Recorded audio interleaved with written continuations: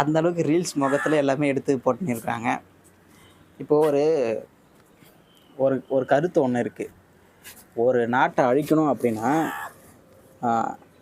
அந்த நாட்டோட யங்ஸ்டர் அவங்கள அழிக்கணும், அவங்களுடைய சிந்தனையை அழிக்கணும் அப்படின்னு சொல்லுவாங்க. இப்போ வந்து அந்தமாரி தான் நடந்துகிட்ருக்கு.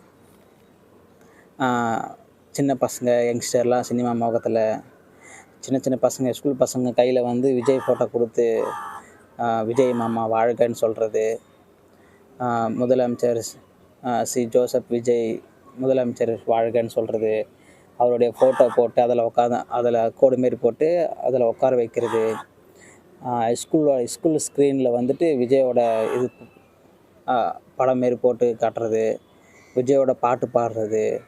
சின்ன வயசுலேயே சின்ன பசங்களுக்கு வந்து திணிக்கிறாங்க. அரசியல் சொல்லிக் கொடுக்கலாம், ஆனால் இவர் தான் அரசியல் அப்படின்னு வந்து திணிக்கக்கூடாது.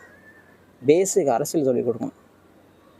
ஆனால் இவங்க விஜய் தான் நமக்கு, இவர் தான் விஜய் மாமான்னு வந்து இது ரொம்ப மிகப்பெரிய ஆபத்து. ஏன்னா அவங்க படிக்க வேண்டிய சின்ன வயசுலேருந்தே வந்து இந்தமாரி ஒரு கேவலமாக வந்து அவங்களுடைய மைண்டு வந்து வளரக்கூடாது இல்லையா? இப்போ கரூர் அந்த மாநாடு ஸ்டேஜில் இஷ்டத்துக்கு நல்லா வாரி வழங்குறாரு. ஏன்னா கரூருக்கு போனால் என்ன தடுத்துருக்கலாம்ல, அத்தனை பேர் உயிர் இறந்துருக்காதுல்ல, பிளான் பண்ணி தான் என்னை வந்து அனுப்பிச்சிருக்காங்க, நினச்சார் தடுத்துருக்கலாம் அப்படின்னு சொல்கிறாங்க. ஆனால் அது பொய்ன்னு தெரியுது.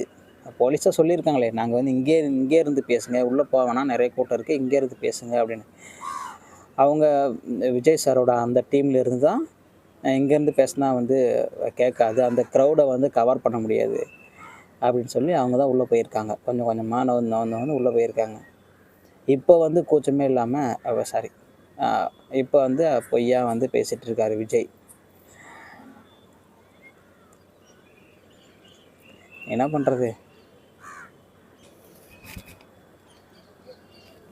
ஸ்டாலினோட திட்டத்தை வந்து செயல்படுத்திக்கிட்டு ஸ்டாலினை குறை சொல்லுவாங்க. ஆனால் உண்மையிலே ஸ்டாலின் ஆட்சியில் கூட இந்த அளவுக்கு மோசமாக இல்லைப்பா. எல்லா விஷயத்துலையுமே சொல்கிறேன். பள்ளிக்கூடத்துலேயே இருக்கட்டும், லஞ்சம் வாங்குறது எங்கே லஞ்சத்தை ₹1 1 பைசா வாங்க மாட்டேன்றாங்க. ஆனால் நம்ம தமிழ்நாட்டை விட்டு வெளியே போகிற மணல் லாரிக்கு அது எல்லாத்துக்கும் ₹200 வாங்கி இன்னும் தான் லஞ்சம் வாங்கின்னு விற்றுன்னு இருக்கானுங்க. லஞ்சம் ₹1 வாங்க மாட்டான். நீங்கள் வாங்க மாட்டீங்க, உங்கள் கீழே இருக்கவங்களாம் வாங்குறாங்கல்ல. ஓ, அது சாருக்கு தெரியாது போல இருக்குது.